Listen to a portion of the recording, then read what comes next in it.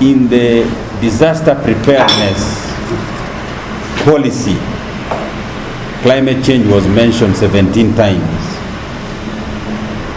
And so, to us, we see that there is a strong linkage. I mean, climate change and disaster cannot be delinked from each other. But when you come to the climate change bill draft, it has left some aspect to do with disaster preparedness. And even it has left some conventions, protocols, and treaties. The climate change bill focus is more to do with the Paris Agreement, the United Nations Framework Convention on Climate Change, the Kyoto Protocol. But it has not mentioned anything to do with the Sendai Protocol, where disaster strongly falls. So these are the things we needed to harmonize so that the issue of climate change and disaster in Uganda can be treated in totality. We have a number of disasters, although some may not necessarily relate to climate change, but floods, storms and droughts, forest fires, landslides, these are all related to climate change. So it is up to us to see that when we are making this law, how best can this law help to address climate change and disaster in the country.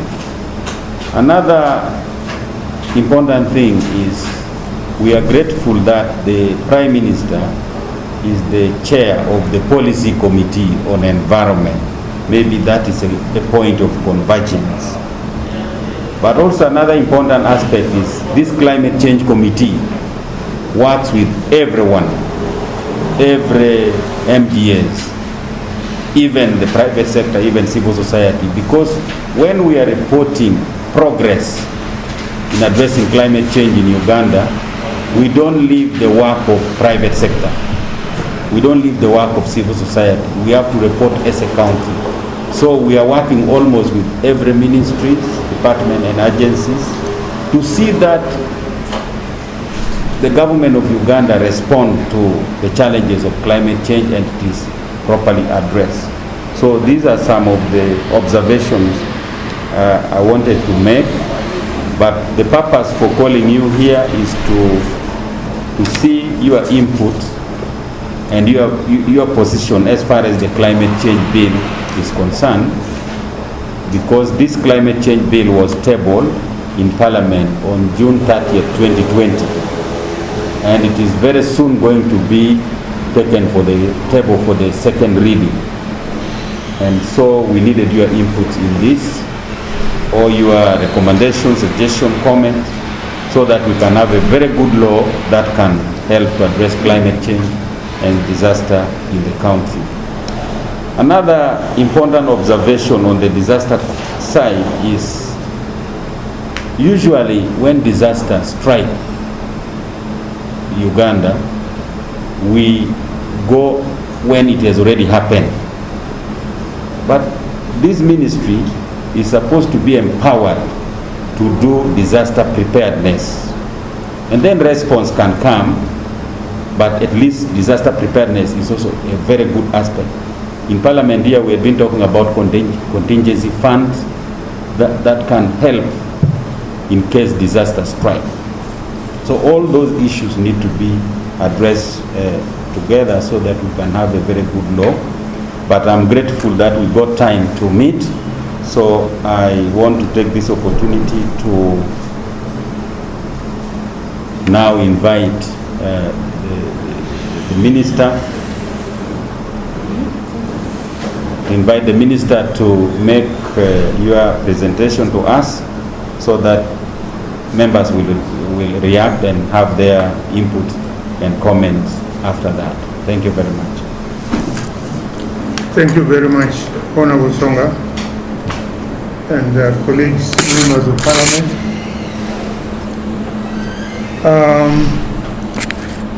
Our ministry under the office of the Prime Minister, is responsible for disaster preparedness and management,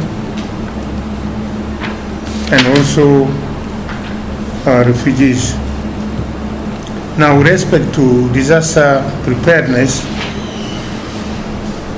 we as a ministry in the past mainly responded to occurrence of disaster. We were literally at that time reactionary. Yeah. We react to disasters whenever they occur,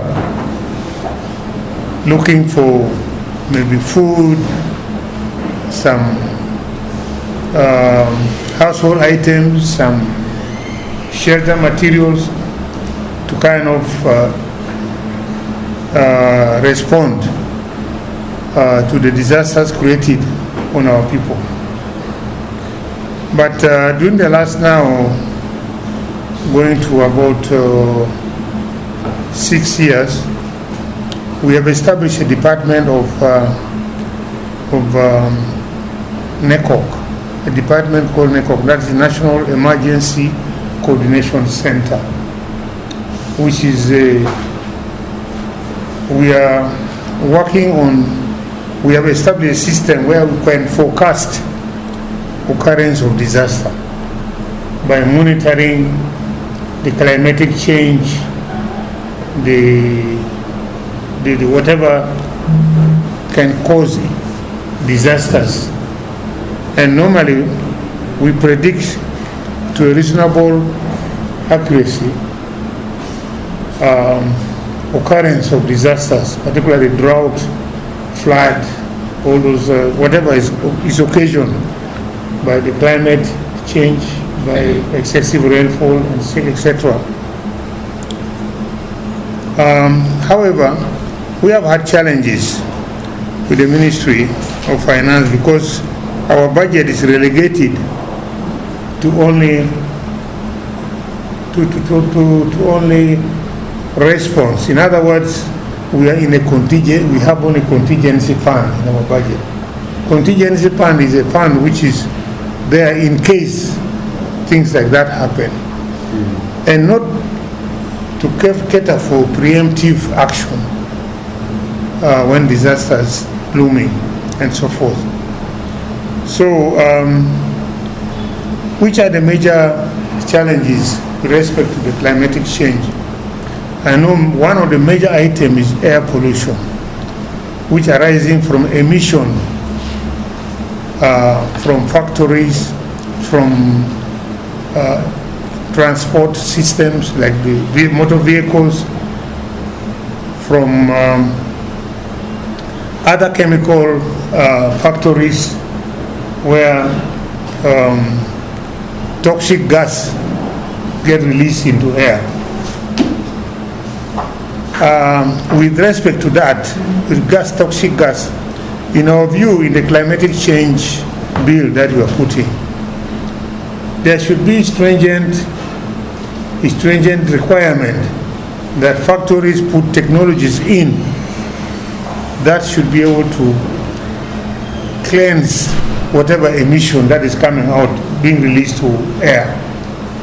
I give example, I was managing director of Water and Sewerage Corporation for 15 years.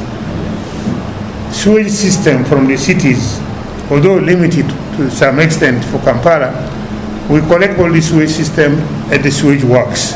And these are toxic effluents, fluid, which are flowing.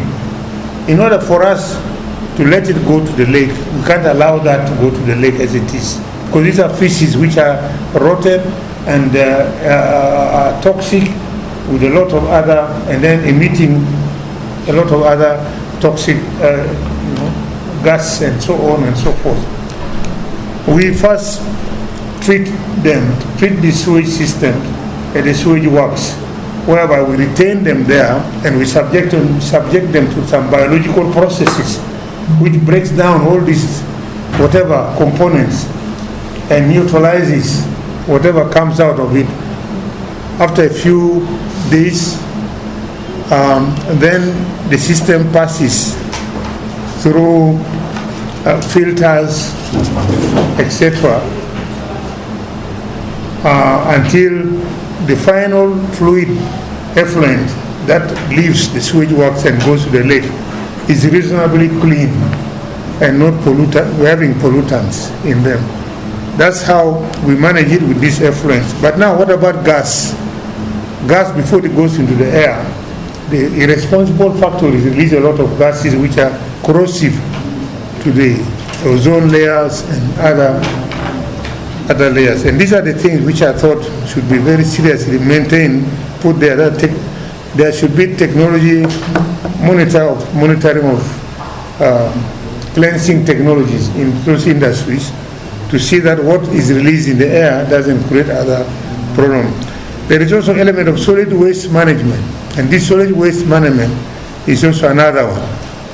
When rubbish heaps from cities and so forth are dumped, and some of them are mixed with polythene and other non-biodegradable elements, and those creates pollution of soil and destruction, and which eventually contribute to these climatic challenges.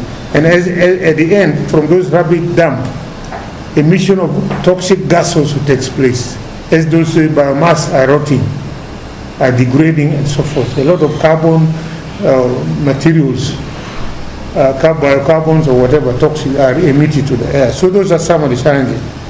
There is also deforestation, clearing the land, making it bare to the sun.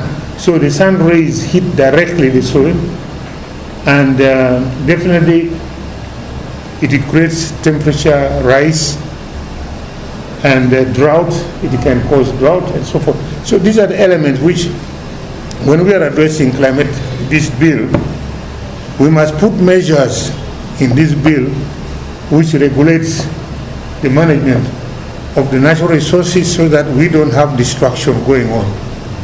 Because the effect of all this climatic destruction to us as we continue living is drought, for example. There may be absence of rain for a long time because we have created the condition.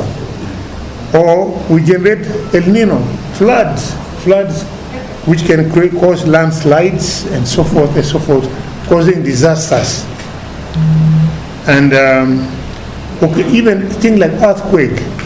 Earthquake, if the equilibrium of the globe, of the earth, is destabilized by the human activity up here, those impacts also create imbalance into the equilibrium of the globe, of the earth crust.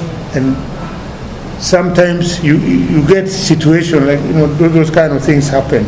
So really, our ministry is only addressing the outcome of environmental destruction. And we would wish that in this bill, we must address the causes of those destruction and mitigate it at source. First, by improved technology, by addressing the technology improvement. And secondly, regulation to ensure that human beings don't act irresponsibly, etc. So that is briefly the summary of what I would want to say. Brigadier General Luka, who is heading the NECOC, or rather National Emergency Coordination Center, where we forecast occurrences of disasters, is here with us. And his job now has been to forecast, to tell us when we do expect this. Like, for example, the recent unexpected rain was really not unexpected to us. We knew there would be serious El Nino. And after that, we also predict, we know there will be drought coming. So, but when we want this to be budgeted for, that we take care of these occurrences ahead of time schedule, we are not supporting. We don't have a budget as a ministry. We now rely on the goodwill of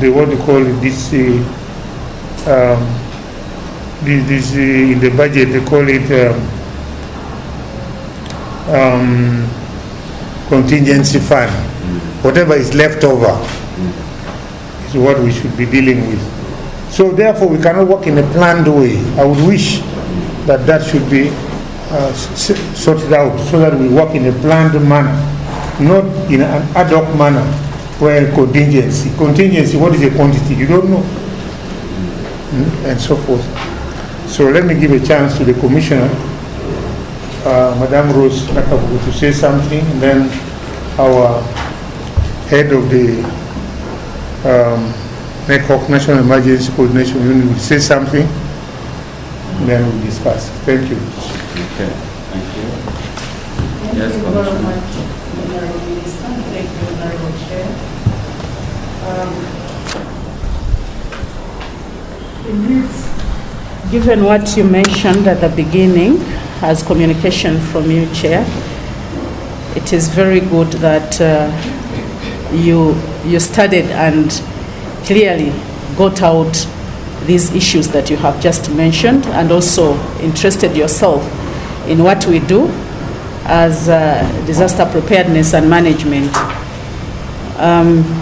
Indeed, many of the disasters that we are experiencing as a country, and like what the Minister has said, they are mainly hydrological in nature. They are related so much to climate change. You talk about floods, landslides, you mentioned wildfires, and so many others that we have been experiencing as a country. They are so much linked to climate change. And so it was very good for this committee to give us an opportunity to also make an input into the climate change bill. And that is the only way, indeed, we can get a good bill or a good act at the end of the day, once it's approved. An act that will also take into consideration disaster preparedness and management.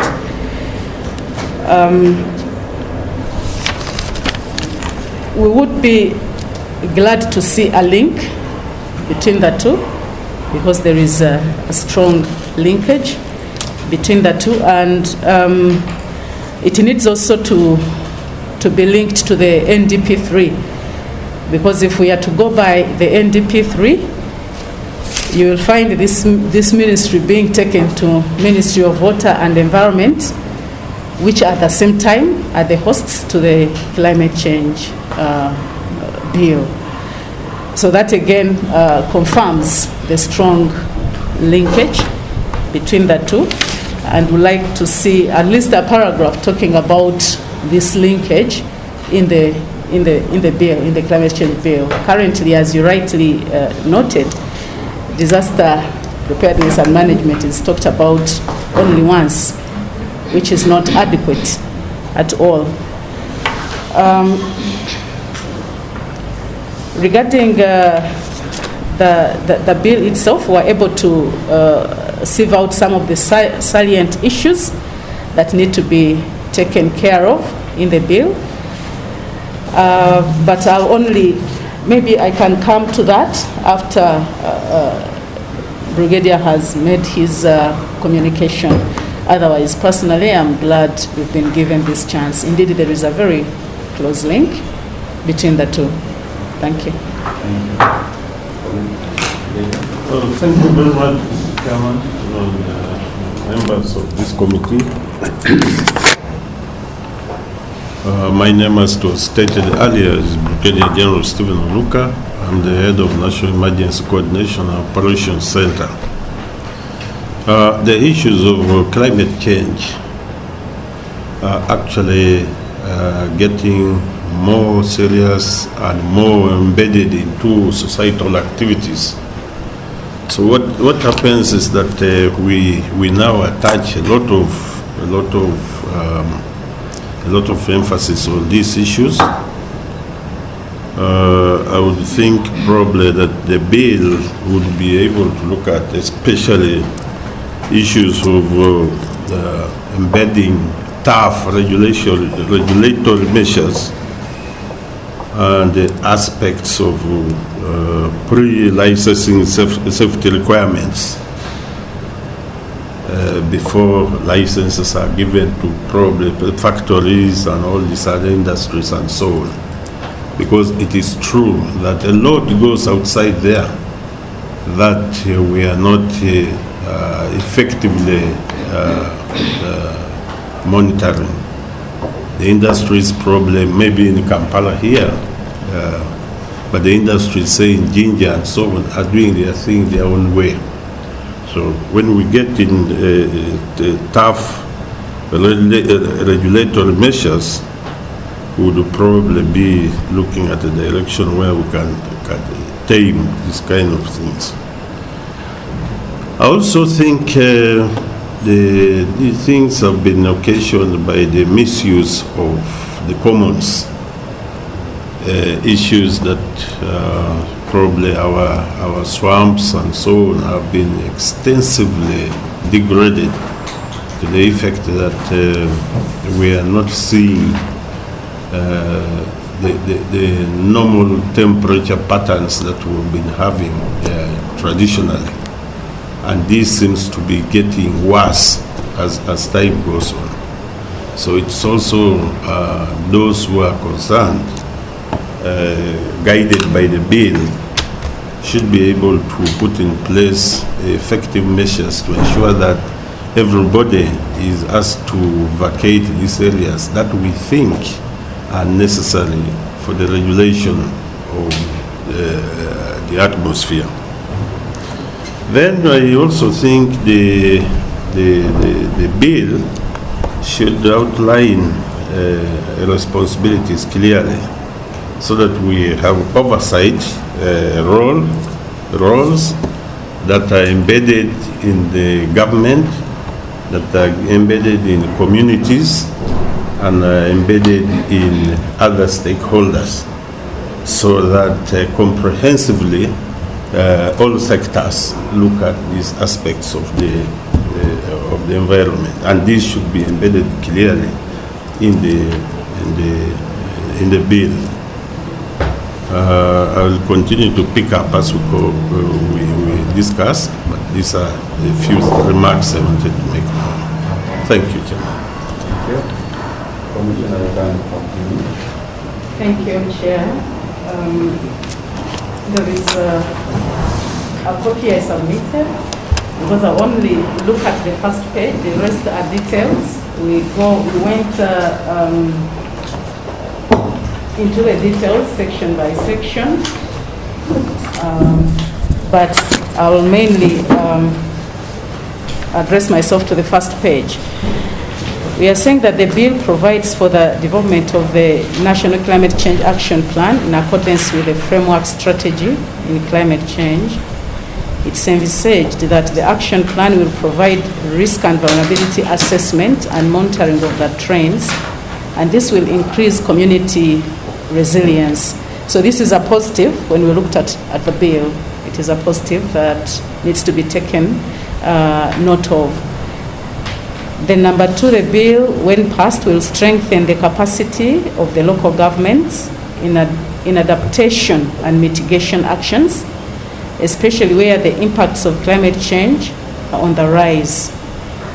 The proposed district change action plans will ensure mainstreaming of climate change in all sectors as provided in Section 7 of the bill. However, the National Level Climate Change Committee is missing. Under Section 16, it requires lead agencies to establish mechanisms and strategies for conducting regular risk and vulnerability assessments. Lead agencies are also required to establish social protection tools for disaster risk reduction and climate change. You'll see that under Section 16, Roman 5. However, these lead agencies are not defined in order to have a link to MDS, like the Disaster Preparedness Management and Refugees, Ministry of Energy and Mineral Development, Ministry of Gender, Ministry of Health, among others.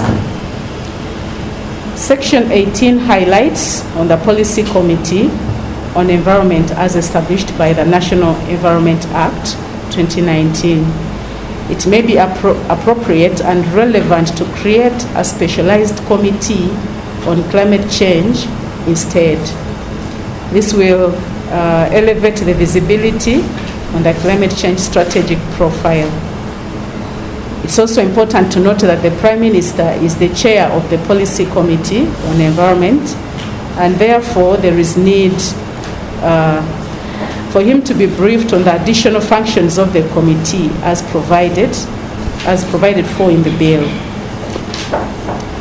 Section 20 provides for fines and penalties as part of the deterrent mechanism, but they also need to be part of the financing mechanism to address risks of climate change, and also provide for the climate change restoration orders in case of grave abuses leading to extreme adverse effects to climate change.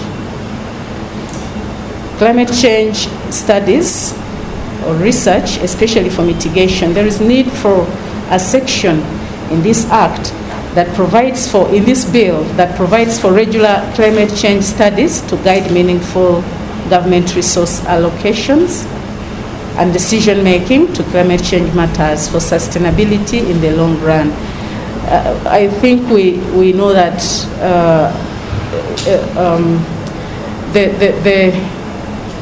the climate keeps changing and it depends on a number of factors. So it is important for us to be doing regular research and studies around this subject matter.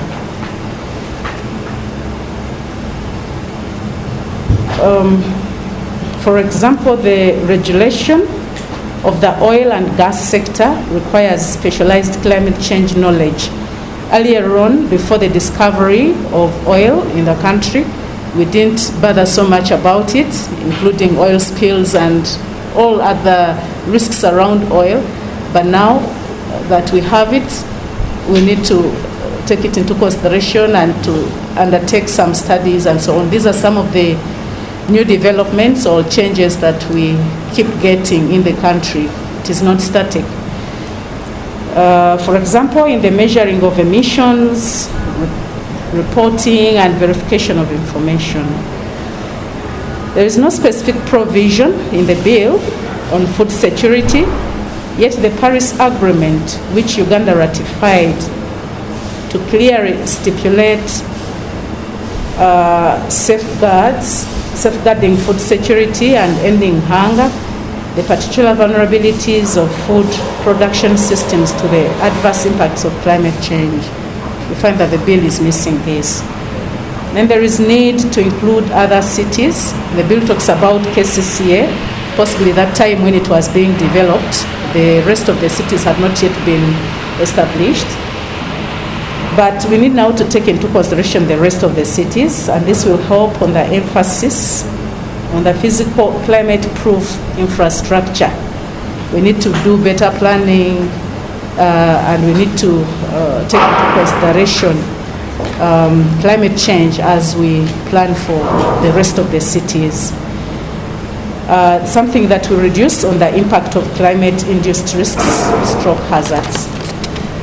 The rest are details as you look at them, but mainly those are the issues. Okay. Thank you very much. Thank you very much. I wanted also to add that can climate be designed? Because all these parameters are known. It's a matter of applying which one and where the impact of that can be reflected elsewhere. For example, those who are in the forestry department and those in the environment, they say the forest of Budongo forest there is enabling heavy rain in West Nile towards Zombo, that area, because it creates, it allows the evapotranspiration from those biomass, the trees, the whatnot, sends out a lot of moisture in the air, which later on is carried forward, and then it influences the rainfall in West Nile, Zombo there. Now, if I were to discuss with our people in the Ministry of Environment, I would wish to challenge them. Can you go scientific other than just trying here and there? Other than think of breeding plant trees only. But we need to also look at the environment from an angle whereby we could create our own environment, design it. Say if we know that we do this here, it will be reflected here this way.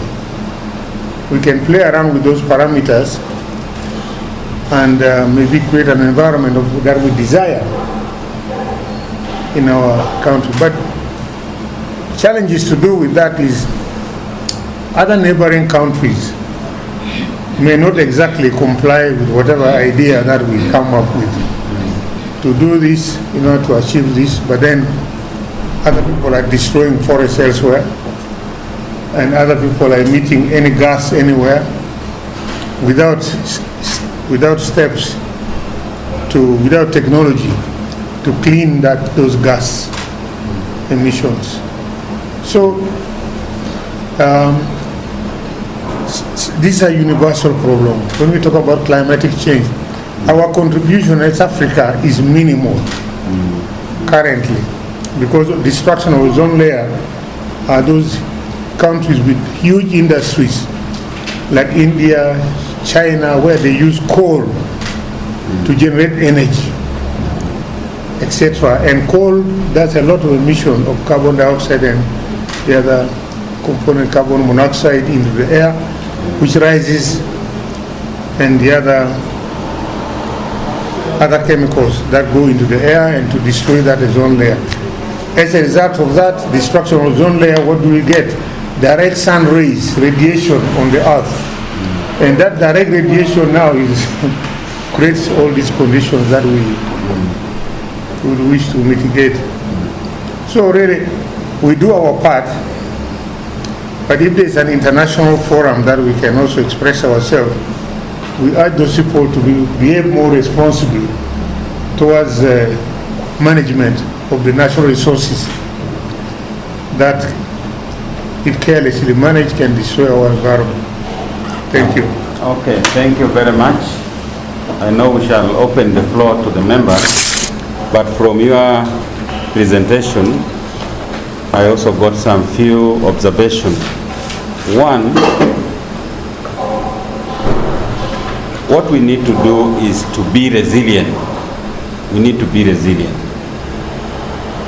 In order to avoid disasters, we need resilient infrastructure.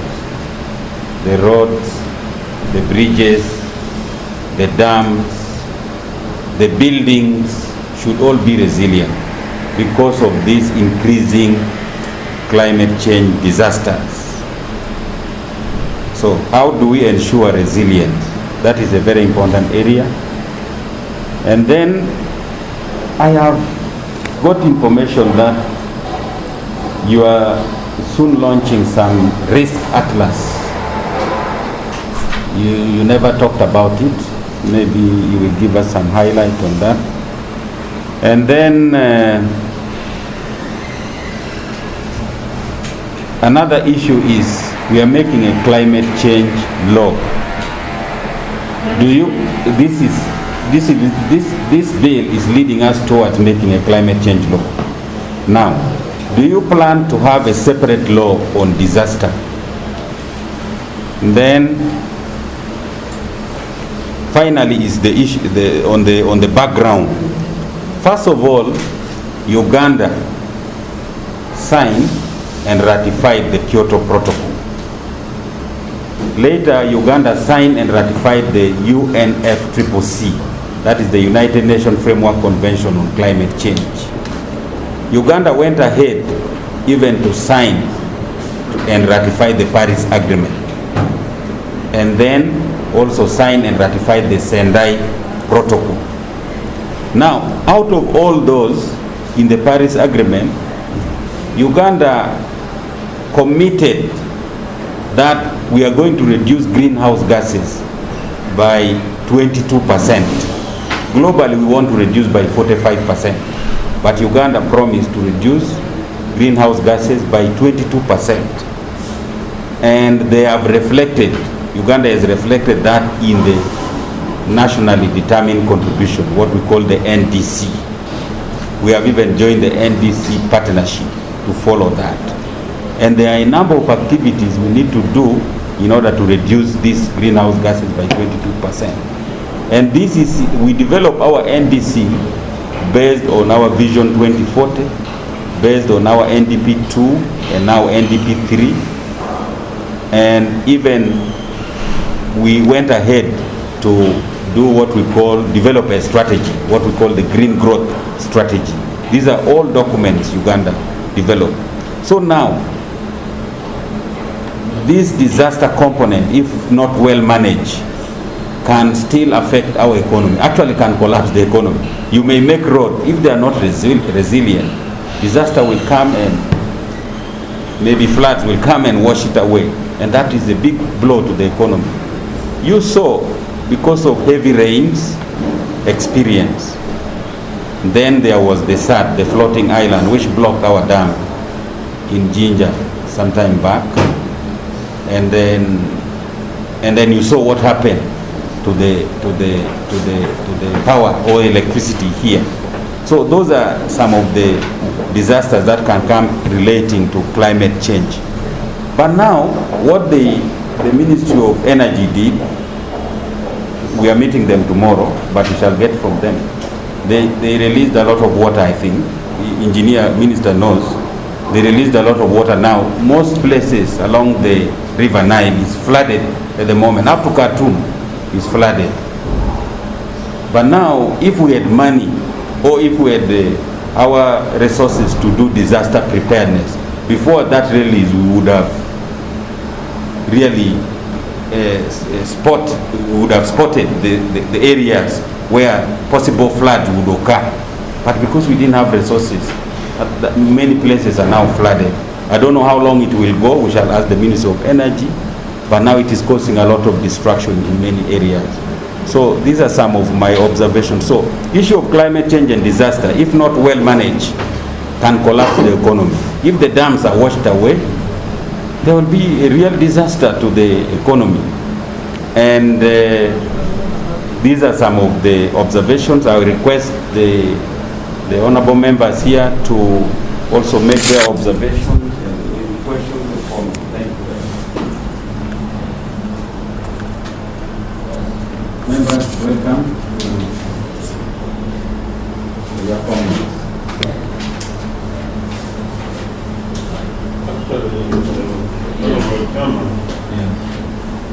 The issues of climate change not only end up disrupting economies, but they actually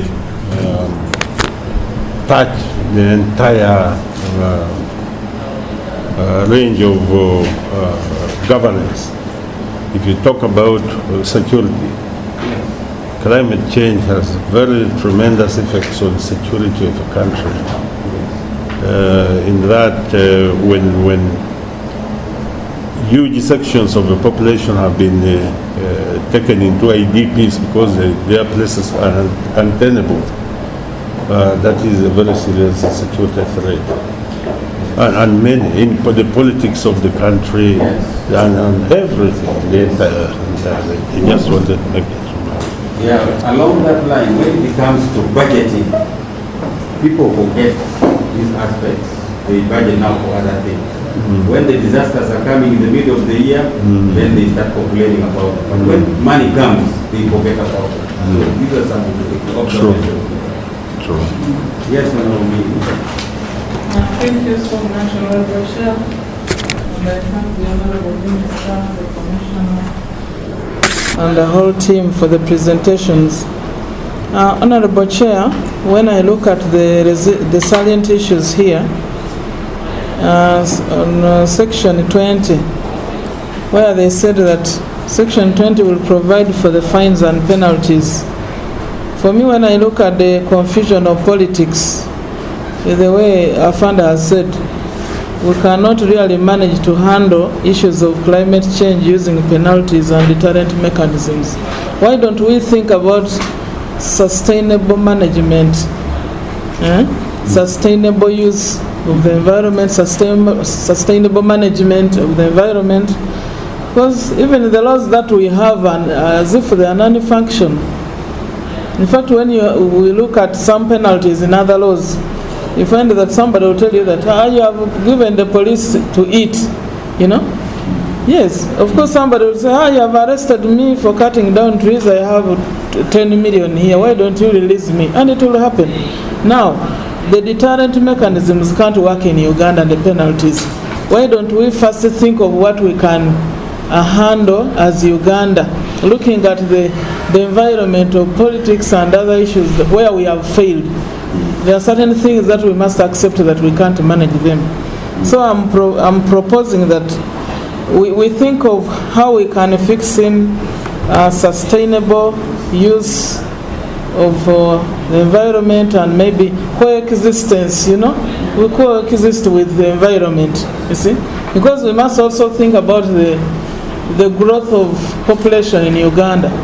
Some areas are overpopulated, others are underpopulated. How are we looking at this? Now for me, like in Bukedi sub-region, where there is a lot of land, what is it called? Rice grown. No. You know, dividing small plots of land. Fragmentation, yes. Land fragmentation.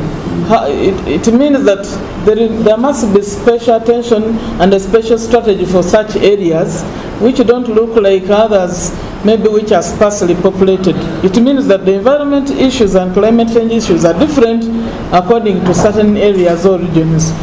And secondly, this last silent issue need to include other cities other than KCCA. I'm sure KCCA is an authority special for Kampala as an area. Are we going to create an authority to handle all cities, or we are going to come up with a special policy so that we incorporate other cities into KCCA? How are we looking at this? Because this one was created specifically for Kampala. How are we bringing in other cities under this one authority? Thank you. Yes. Thank you, Chair. Thank you, Chair.